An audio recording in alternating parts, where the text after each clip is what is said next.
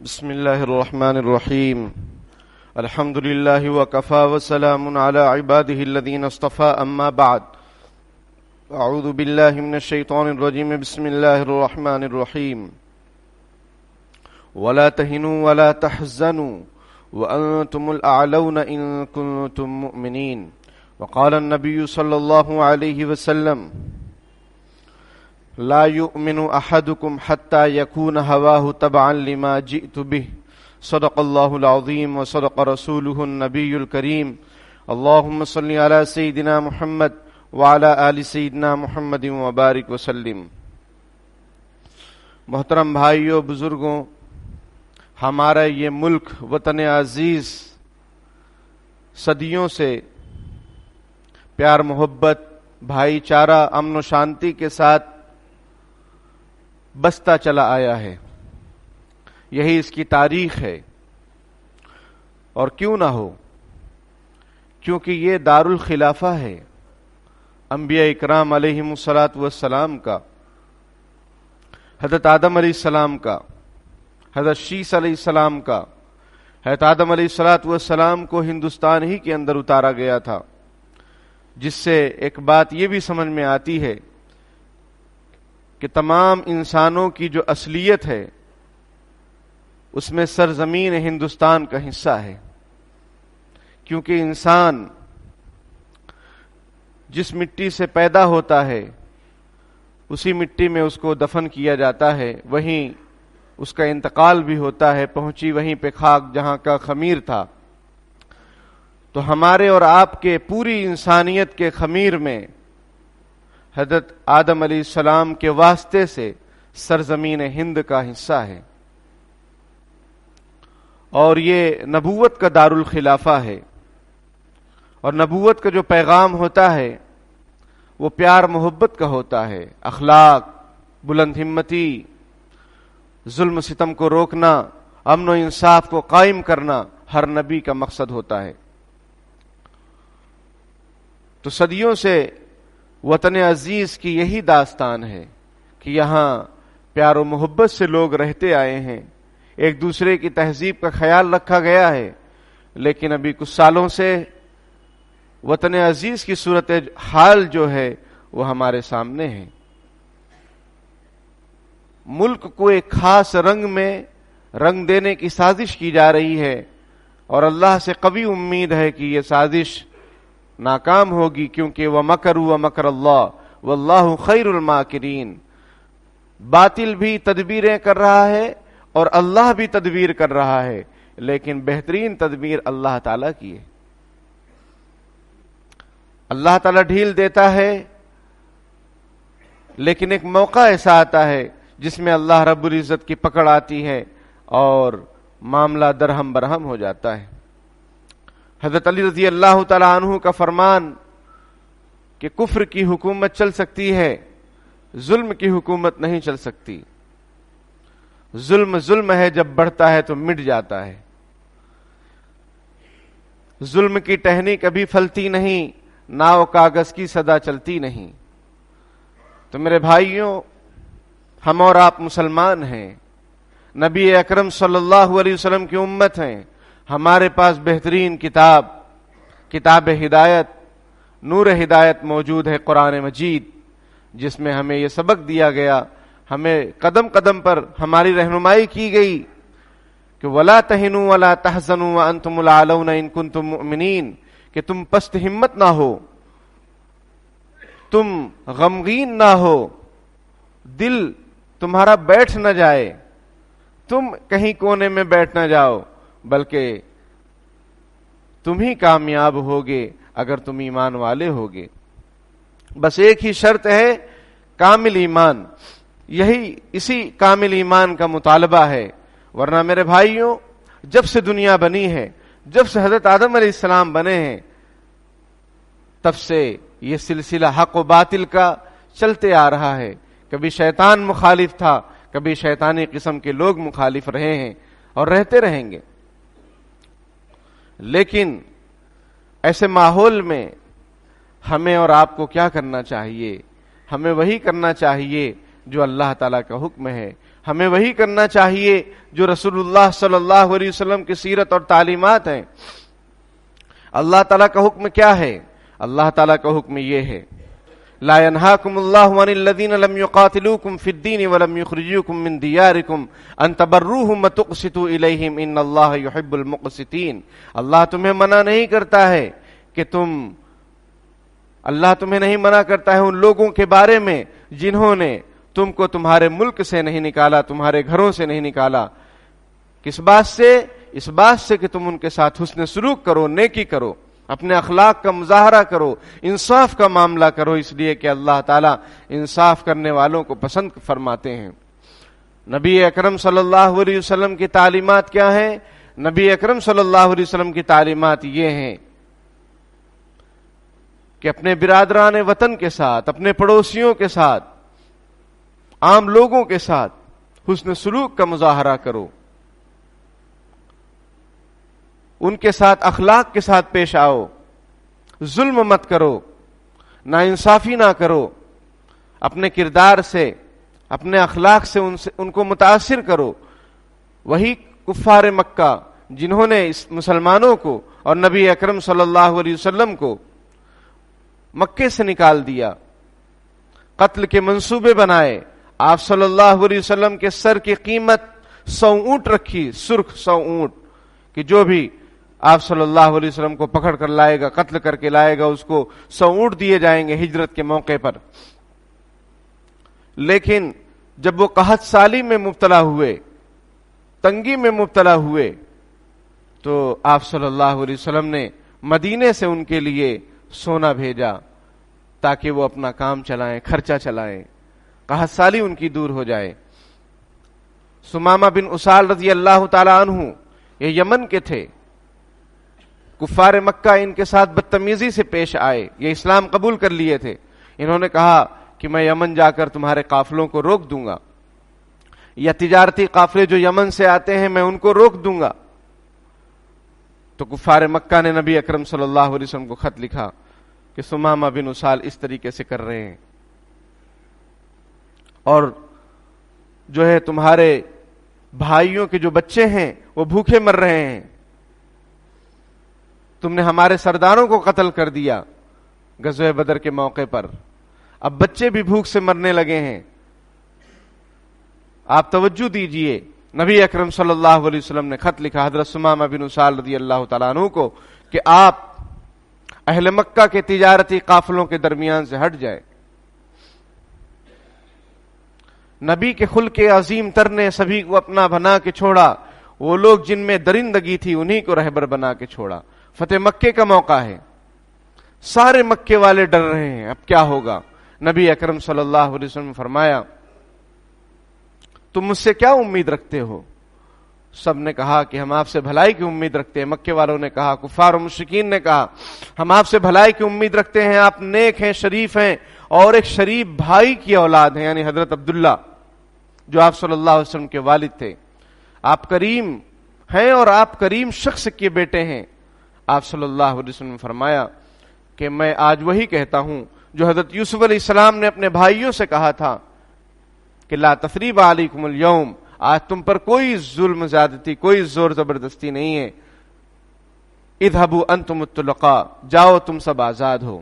کچھ لوگوں کے سوا سب کو عام معافی کا اعلان کر دیا گیا۔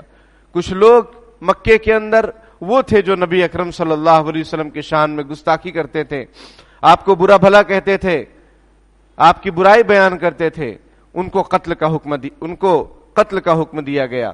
ان کے بارے میں ان میں بھی جن کے خلاف قتل کے وارنٹ جاری ہوئے تھے اس میں سے بھی کچھ لوگ اسلام قبول کر لیے، آپ نے ان کو بھی معاف کر دیا۔ لیکن جو اسلام قبول نہیں کیے اور آپ صلی اللہ علیہ وسلم کی شان میں گستاخی کرتے تھے، تو حضور کا فرمان ہے من سب نبیا فاقتلوہ، جو کسی بھی نبی کو گالی دے، برا بھلا کہ اس کو قتل کر دو، یہ اسلام کا اصول ہے۔ آج بھی ہمارے وطن عزیز میں کچھ ایسے شرپسند عناصر ہیں جو نبی اکرم صلی اللہ علیہ وسلم کی شان میں گستاخی کر رہے ہیں، امی عائشہ رضی اللہ تعالی عنہا کی شان میں گستاخی کرتے ہیں، نہ ہوئی اسلامی حکومت ورنہ ان کی گردن اڑا دی جاتی۔ اب یہ ملک جمہوری ملک ہے، یہاں کے نظام کے حساب سے چلنا یہاں کے لوگوں کی مجبوری ہے، پھر بھی حکومت سے یہ مطالبہ پہلے بھی کیا گیا تھا، آج بھی کیا جاتا ہے کہ ایسے شر پسند عناصر کو لگام دیں، ان کے خلاف سخت کارروائی کریں، کیونکہ کسی بھی مذہب کی مقدس شخصیات کو برا بھلا کہنا یہ اس سمویدھان کے خلاف ہے، ملک کے سمویدھان کے خلاف۔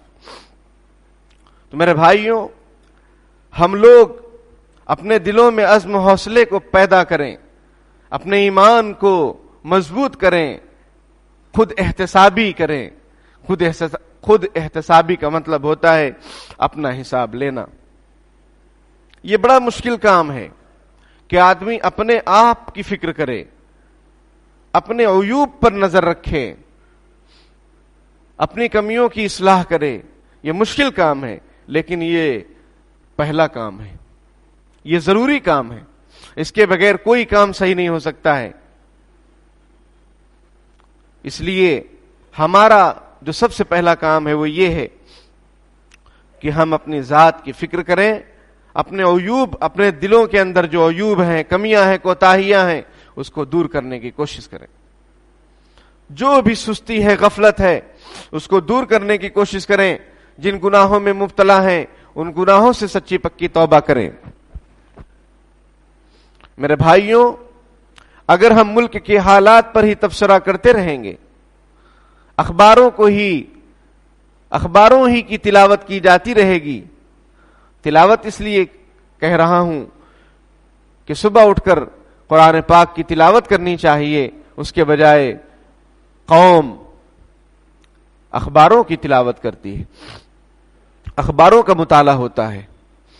اخباروں سے آپ کے مسائل نہیں حل ہوں گے، قرآن پاک سے مسائل حل ہوں گے۔ تو خود احتسابی، اپنے اندر کیا کمیاں ہیں اس کو دیکھیں۔ نماز، عبادات، معاملات، معاشرت، رہن سہن، اپنا گھر آنا، اپنی اولاد، اس کی فکر کرنا بے انتہا ضروری ہے۔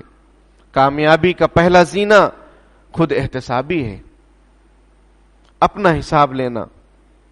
اوروں پہ معترض تھے، جو خود پہ نگاہ ڈالی، اپنے ہی دل کو ہم نے گنجے عیوب پایا۔ لوگوں پر اعتراض کرتے رہتے ہیں ہم، فلاں ایسا ہے، فلاں ویسا ہے۔ اپنے آپ پر اعتراض کریں، اپنے کام کو دیکھیں اور دیکھ کر اس کی اصلاح کی کوشش کریں۔ مشکلیں نیست کے آسان شود، کون سی ایسی مشکل ہے جو آسان نہیں ہو سکتی ہے؟ دنیا میں ایسی کوئی مشکل نہیں ہے۔ میرے بھائیوں، بہت ہو چکا، زندگی کا قیمتی لمحہ ہمارا غفلتوں میں گزر گیا، اب ہوش کے ناخن لینے کی ضرورت ہے۔ ملک کی موجودہ صورتحال آپ کے سامنے ہے۔ وہ قوم جو ہمارے ساتھ کندھے سے کندھے ملا کر اس ملک کی آزادی میں حصہ لیا اور کمینے انگریزوں کو یہاں سے نکالا، آج انہی کی اولاد ہماری دشمن بن گئی ہے۔ اس کی کیا وجہ ہے؟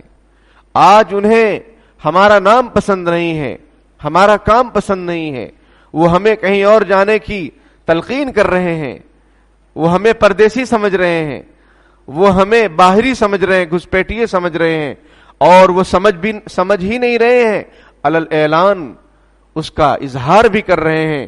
کیا وجہ ہے؟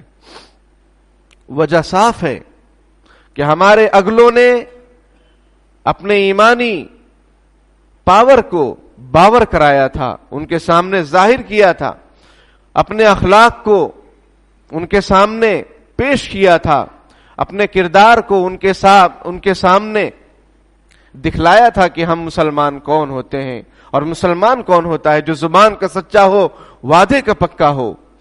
جھوٹ، فریب، دھوکہ، فراڈ، یہ سب چیزیں مسلمانوں کا شیوا نہیں ہے۔ تو اگلے ہمارے بزرگوں پر ان لوگوں نے بھروسہ کیا، لیکن آج ہم پر کوئی بھروسہ کرنے کے لیے تیار کیوں نہیں ہے؟ اس لیے نہیں ہے کہ ہم اپنے آپ سے، اپنے ایمان سے، اپنی اللہ پاک نے جو صلاحیتیں ہمارے اندر رکھی ہیں اس سے بے خبر ہو گئے ہیں، اس سے بے بہرہ ہو گئے ہیں، بے فکر ہو گئے ہیں۔ نہیں میرے دوستوں، اپنی صلاحیت، اپنے ایمان کو مضبوط کیجئے.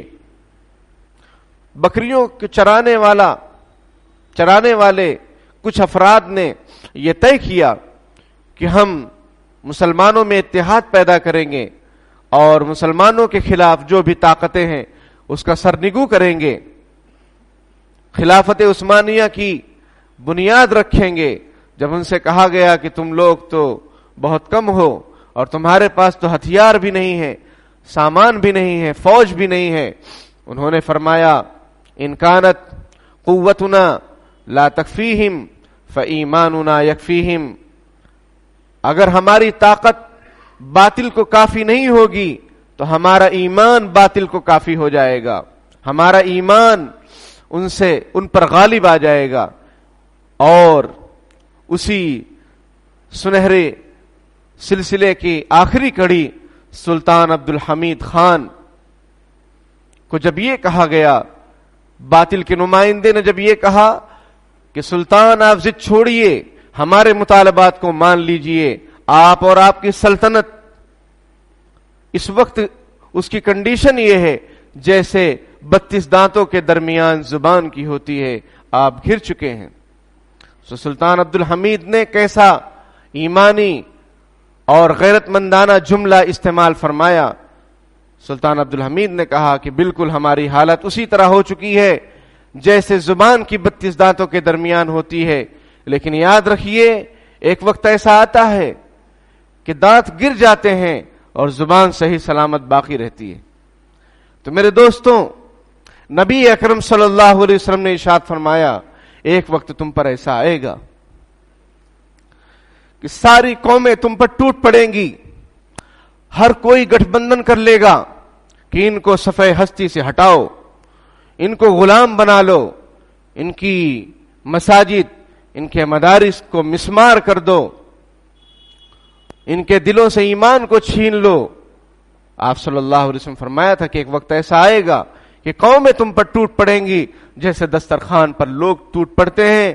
تو ایک صحابی نے عرض کیا اللہ کے رسول کیا ہم اس وقت کم ہوں گے؟ آپ صلی اللہ علیہ وسلم فرمایا نہیں، تم اس وقت بہت ہوگے، تمہاری تعداد بہت زیادہ ہوگی، تم اکثریت میں ہوگے. اور آج بھی اس منبر سے میں آپ کے سامنے عرض کرتا ہوں کہ ہم اکثریت میں ہیں، واقعی اس ملک میں اکثریت میں ہیں، لیکن حضور علیہ الصلوۃ والسلام نے فرمایا لیکن تمہاری حالت سیلاب کے جھاگ کی طرح ہوگی اور اللہ تعالی تمہارے دشمنوں کے دل سے تمہارے رعب کو ختم کر دے گا، تمہاری دھاک کو، تمہارے ایمانی پاور کو ان کے دلوں سے ختم کر دے گا اور تمہارے دلوں کے اندر وہن ڈال دے گا. صحابہ اکرام نے پوچھا اللہ کے رسول وہن کیا چیز ہے؟ آپ صلی اللہ علیہ وسلم نے ارشاد فرمایا حب الدنیا و کراہیت الموت، دنیا کی محبت اور موت کو ناپسند کرنا. میرے بھائیوں، ہم غور کریں، ہمارے سارے اعمال چاہے وہ خوشی کے ہوں، شادی بیاہ کے ہوں، چاہے وہ غمی کے ہوں، موت میت کے ہوں، یا بیچ کے جو بھی ہیں نارمل حالات، وہ کیسے ہیں؟ اس میں کیا چیز ہے؟ اس میں ہے حب جاہ، یعنی شہرت کی بھوک کہ میں بہت بڑا ہوں، میں بہت رئیس ہوں، میں بہت بڑا مالدار ہوں، میری بڑی عزت ہے. حب جاہ، حب دنیا. حب دنیا ایک بہت بڑا موضوع ہے، ایک بڑا اونچا درخت ہے، اس کی شاخیں کئی ہیں. شہوت کی بھوک، حرام شہوتوں کی فکر، اسی طریقے سے مال کی محبت، مالداری کی محبت، دکھلاوے کی محبت، ہر چیز میں نمایاں، اور موت کو ناپسند کرنا. یہ دو چیزیں میرے بھائیوں اگر ہم غور کریں تو یہ دو چیزیں ہمارے دلوں کے اندر بسی ہوئی ہیں کہ ہم مرنا نہیں چاہتے ہیں، اس لیے کہ حساب کلیئر نہیں ہے. آرا از محاسبہ چیک، آرا حساب پاک است. شیخ سعدی رحمت اللہ علیہ فرماتے ہیں آرا کے حساب پاک است از محاسبہ چے باغ. جس کا حساب پکا ہو، صاف ہو، اس کو حساب دینے سے کیا ڈر، جس کا حساب کلیئر ہو اس کو حساب دینے سے کیا ڈر؟ تو ہم مرنا نہیں چاہتے ہیں، ہم مرنے کو ناپسند کرتے ہیں.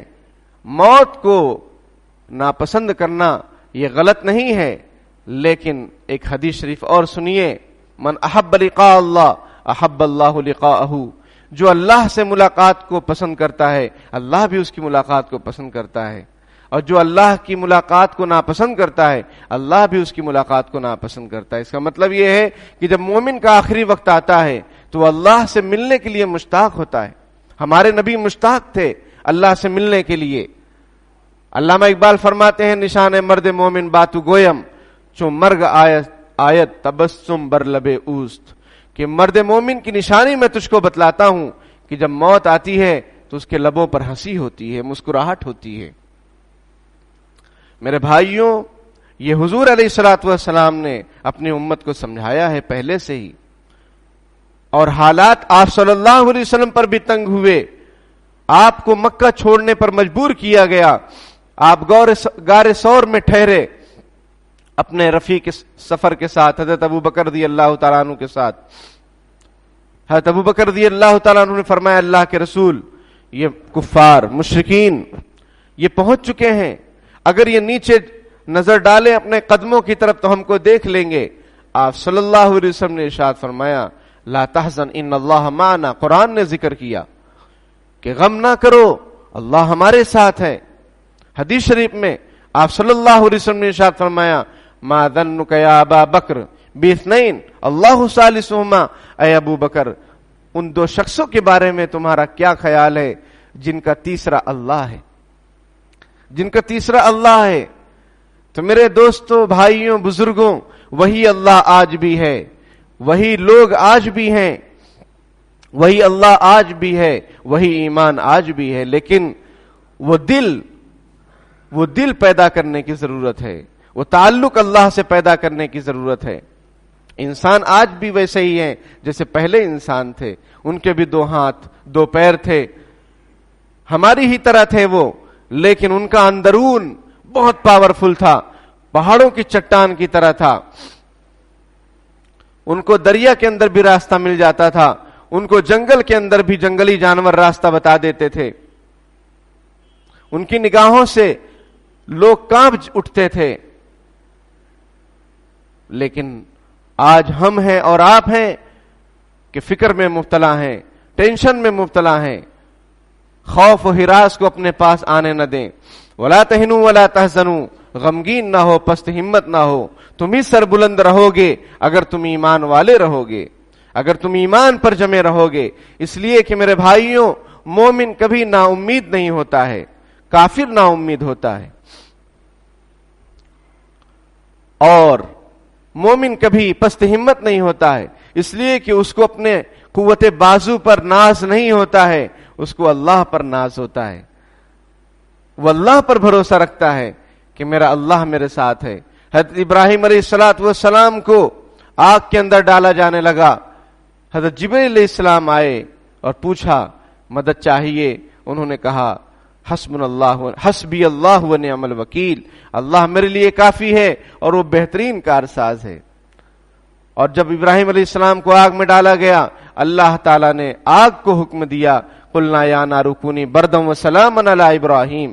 ہم نے کہا اے آگ تو ٹھنڈی ہو جا اور سلامتی والی ہو جا حضرت ابراہیم پر. تو یہ آگ کس کا لشکر ہے؟ اللہ کا لشکر ہے. سمندر کو کس نے پیدا کیا؟ اللہ نے پیدا کیا. زمین اور آسمان کا مالک اللہ ہے. دنیا کی کوئی بھی طاقت ایک مکھی نہیں بنا سکتی. ایک مکھی کیا، اگر مکھی کچھ لے کر بھاگے اس کو بھی وہ بچا نہیں سکتے. یسلبہم الذباب شیئا لا یستنقذوہ من، قرآن کہتا ہے اگر مکھی کچھ لے لے، کوئی بہت بڑا سپر پاور ہو، اس کے ہاتھ میں کچھ چیز ہو، اگر مکھی لے لے، وہ چاہے کہ مکھی سے چھین لے نہیں چھین سکتا ہے. وہ سوچے کہ مکھی کو شوٹ کر دو نہیں شوٹ کر سکتا ہے. اسپرے کر دے گا تو مکھی تو مر جائے گی لیکن وہ چیز بھی خراب ہو جائے گی. اور جو باطل خدا ہیں ان کے سامنے اگر مٹھائی وغیرہ ہوتی ہے، اگر وہ مکھی وہاں آ کر بیٹھ کے کھانے لگے، وہ باطل خدا اس کو مکھی کو بھی نہیں ہٹا سکتے. نیچے منڈی اگر گھس جائے تو بھی اس کو نہیں بھگا سکتے. کتا آ کر دودھ پینے لگ جائے تو بھی وہ کچھ نہیں کر سکتے ہیں. ضعف الطالب والمطلوب. یہ عبادت کرنے والے بھی کمزور ہیں اور جن کی عبادت کی جا رہی وہ بھی سب بودے ہیں. میرے بھائیوں، ہم سب مسلمان ہیں، ہم سب ایمان والے ہیں. جو کسی چیز کا والا ہوتا ہے اس کے پاس وہ چیز ہونی چاہیے، تبھی وہ والا کہلانے کا حقدار ہوتا ہے. اگر آپ کپڑے والے ہیں تو آپ کے پاس کپڑا ہونا چاہیے. اگر آپ کھمن والے ہیں، ڈھوکلے والے ہیں تو آپ کے پاس وہ ڈھوکلا ہونا چاہیے، ورنہ یہ ڈھکوسلا کہلائے گا. اگر آپ چائے والے ہیں تو آپ کے پاس چائے ہونی چاہیے. مٹھائی والے ہیں تو مٹھائی ہونی چاہیے. تو ایمان والے ہیں تو ایمان ہونا چاہیے. کوئی کہے کہ میں ڈاکٹر ہوں اور اس کے پاس جاؤ تو سب کتابیں رکھی ہوئی ہوں، لائبریری ہو، تو لوگ دیکھیں گے کہ ڈاکٹری کا سامان اس کے پاس کہاں ہے، چیک کرنے کا آلہ کہاں ہے، انجیکشن وغیرہ کدھر ہے. لوگ دیکھیں گے اور نہیں تو کہیں گے کہ یہ تو ایسے ہی کہہ رہا ہے. آپ کہیں میں جو ہے کھمن ڈھوکلا بیچ رہا ہوں، میں والا ہوں، عطر والا ہوں، اور آپ کے پاس وہ چیز ہے ہی نہیں، تو لوگ کہیں گے کہ بیوقوف بنا رہا ہے. جیسے واقعہ بھی مشہور ہے کہ بھیڑیا ہے. لوگ آئے دیکھنے کے لیے کہ واقعی بھیڑیا ہے کہ نہیں ہے. پھر لوگ سمجھ گئے کہ یہ تو ایسے ہی جھوٹ بول رہا ہے. تو میرے دوستو، مومن سب کچھ ہو سکتا ہے، حدیث شریف میں جھوٹا نہیں ہو سکتا ہے. ہم یہ کہتے ہیں نماز میں ایاک نعبد و ایاک نستعین، اے اللہ ہم تیری ہی عبادت کرتے ہیں، تجھ سے ہی مدد چاہتے ہیں. تو کب عبادت کرتے ہیں، کتنی عبادت کرتے ہیں، اور کتنا اللہ تعالیٰ سے مدد چاہتے ہیں. حالات بس سے بدتر ہیں، چاہے وہ کشمیر ہو، چاہے برما ہو، چاہے تریپورہ ہو، کوئی بھی ملک کی جگہ ہو، یو پی ہو. ہم کتنا دعا کر رہے ہیں اللہ تعالیٰ سے، کتنی مدد چاہ رہے ہیں. قرآن کہہ رہا ہے یا ایھا الذین آمنوا استعینوا بالصبر والصلاۃ، اے ایمان والو اللہ سے مدد چاہو. کس کے ذریعے سے؟ صبر کے ذریعے سے اور نماز کے ذریعے سے. ہم کتنا نماز پڑھ لے رہے ہیں، ہماری نمازوں کا کیا حال ہے، ہماری اولاد کی نمازوں کا کیا حال ہے، ہمارے بیوی بچوں کی نماز کا کیا حال ہے. ہم کتنا صبر کر رہے ہیں. آپ صلی اللہ علیہ وسلم نے مکی زندگی میں صرف صبر کیا. کتنے سخت حالات آئے. 3 سال شیب ابی طالب میں آپ کو قید کر دیا گیا، آپ کو اور آپ کے ماننے والوں کو. بنو ہاشم کا بائیکاٹ کر دیا گیا ہر اعتبار سے. آج بھی ملک کی صورتحال یہی ہے کہ ان کی دکانوں سے سامان مت لو، ان کی لاریوں کو لگنے مت دو، جو کرنا ہے کرنے دو. آپ اپنا کام کیجئے، آپ اللہ کو راضی کیجئے، اللہ کا نام لے کر کام کو شروع کیجئے. کامیابی آپ کے قدم چومیں گی. اور آپ اگر اللہ کو بھول جاؤ گے، نسوا اللہ فنسیہم، جو اللہ کو بھول گئے اللہ ان کو بھول گیا. ومن اعرض عن ذکری فإن له معیشۃ ضنکا، جو ہم کو بھول کر زندگی گزارے گا اس کی زندگی کو ہم تنگ کر دیں گے، دنیا میں بھی اور آخرت میں بھی. یہ نہ سمجھیں کہ یہاں پیسے سے سب کچھ ہو جاتا ہے. نہیں میرے دوستوں، بدن کو راحت پہنچانے والے سامان آپ مارکیٹ سے لے سکتے ہیں، لیکن آپ کا جو اندرون کا سسٹم ہے اس کو سکون چین اللہ ہی کے اندر ملے گا، اللہ ہی کے نظام میں ملے گا.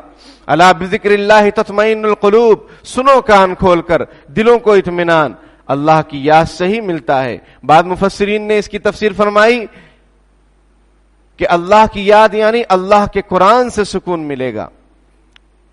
اور ہم نے قرآن کے ساتھ کیا معاملہ کر رکھا ہے وہ ہم جانتے ہیں. تو اس لیے میرے بھائیوں، جس طریقے سے نبی اکرم صلی اللہ علیہ وسلم نے بہت ہی صبر کے ساتھ، ہمت کے ساتھ، بلندی کے ساتھ، صحابہ اکرام نے بھی بلندی کے ساتھ، ہمت کے ساتھ حالات کا مقابلہ کیا اور اپنے اخلاق کا مظاہرہ کیا، اسی طریقے سے آج بھی برادران وطن کے ساتھ، جو ہمارے اڑوس پڑوس میں رہنے والے ہیں، جو ملنے جلنے والے ہیں، ان سے اپنے اخلاق کا مظاہرہ کریں. ہمیں اسلام اس کی تعلیم دیتا ہے، قرآن اس کی تعلیم دیتا ہے. ادفع باللتی ہی احسن، لوگوں کو جواب دو بہترین انداز میں. سیاسی اور مذہبی بحث مت کیجئے، اس کا کوئی فائدہ نہیں ہے. کوئی کرے اس کو منع کر دیجئے. ہاں، فکر ضرور کرو، غور و فکر ضرور کرو. اپنے اندرون مضبوطی کی فکر کرو، اتحاد کی فکر کرو، یہ ضروری ہے. لیکن لوگوں سے بحث کر کے کوئی فائدہ نہیں، سوائے جھگڑے، سوائے دلوں میں نفرت کے، سوائے موسم اور ماحول کے خراب کرنے کے. اچھے انداز میں ان کو رپلائی دو، اپنے اخلاق کا مظاہرہ کرو، جس طرح نبی اکرم صلی اللہ علیہ وسلم نے کفار مکہ کے ساتھ، یہودیوں کے ساتھ، عبداللہ بن ابی بن سلول جو منافقوں کا سردار ہے اس کے ساتھ، وہ منافقوں کا سردار جس نے نبی اکرم صلی اللہ علیہ وسلم کی چہیتی بیوی حضرت عائشہ رضی اللہ تعالی عنہا پر غلط بات کا الزام لگایا، تہمت لگائی، زنا کی تہمت لگائی، اور مسلمانوں کو ہر طرح سے ستانا چاہا اور ستایا، اس نے پھوٹ ڈالنے کی کوشش کی انصار اور مہاجرین میں. لیکن وہ بظاہر مسلمان بنا ہوا تھا. منافق اسی کو کہتے ہیں جو باہر کچھ ہو اندر کچھ ہو. جب وہ مرتا ہے تو آپ صلی اللہ علیہ وسلم اس کی نماز جنازہ بھی پڑھاتے ہیں، اس امید سے ہو سکتا ہے اللہ پاک اس کی مغفرت فرما دیں. حضرت عمر نے منع بھی کیا، فرمایا کہ مجھے اللہ تعالیٰ کی طرف سے منع نہیں ہے، اس لیے میں تو پڑھاؤں گا. پھر جب اس کی نماز جنازہ پڑھا دی، پھر اللہ تعالیٰ کی طرف سے حکم آیا وَلَا تُصَلِّ عَلَىٰ أَحَدٍ مِّنْهُمْ مَاتَ وَلَا تَقُمْ عَلَىٰ قَبْرِهِ. اب کسی کی ایسے منافقوں کی نماز بالکل نہ پڑھائیں آپ. اور پھر ان کے بیٹے، اس کا بیٹا حضرت عبداللہ رضی اللہ تعالیٰ جو کہ ایمان والے تھے، انہوں نے کہا اللہ کے رسول اپنا جبہ آپ دے دیجئے، ہو سکتا ہے میرے ابا کی مغفرت ہو جائے. یعنی منافقوں کا سردار عبداللہ بن ابی بن سلول کی، اس کے بیٹے کا نام بھی عبداللہ جو ایمان والے تھے. آپ علیہ الصلوۃ والسلام نے اپنا جبہ دے دیا اس کے کفن کے لیے تاکہ ہو سکتا ہے مغفرت ہو جائے. لیکن اللہ تعالی نے فرمایا نہیں، یہ منافقین ہیں، ان المنافقین فی الدرک الاسفل من النار، یہ جہنم کے سب سے نچلے طبقے میں ہوں گے.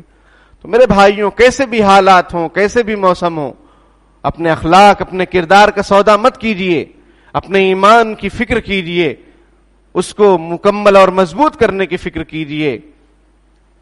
آپسی خانہ جنگی سے بچیے، شہرت، دنیاوی واہواہی سے اپنے آپ کو بچائیے، شادیوں میں فضول خرچ کرنے سے بچائیے. شادیوں کا موسم ہے، گھروں کو سجانا، اس کی کیا ضرورت ہے؟ یہ فضول خرچی ہے.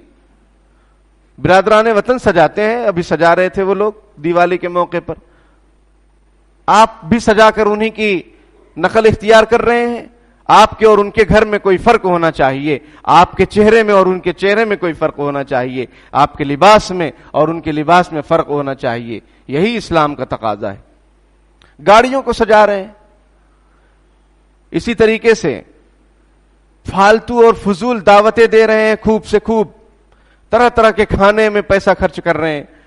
تعلیم اور معیشت اگر آپ کی تباہ ہے، آپ غلام ہیں. نمبر ون غلام بنا لیے جائیں گے آپ. تعلیم اور معیشت، پیسے کو بچائیے، معیشت کو مضبوط کیجئے، اپنی تجارت کو مضبوط کیجئے. اگر آپ مضبوط ہیں، آپ اپنے رشتہ داروں میں دیکھیے کتنے لوگ پریشان حال ہیں، ان پر خرچ کیجئے. اور تعلیم کون سی؟ جس سے اللہ اور اس کے رسول راضی ہوں. اللہ سے کرے دور تو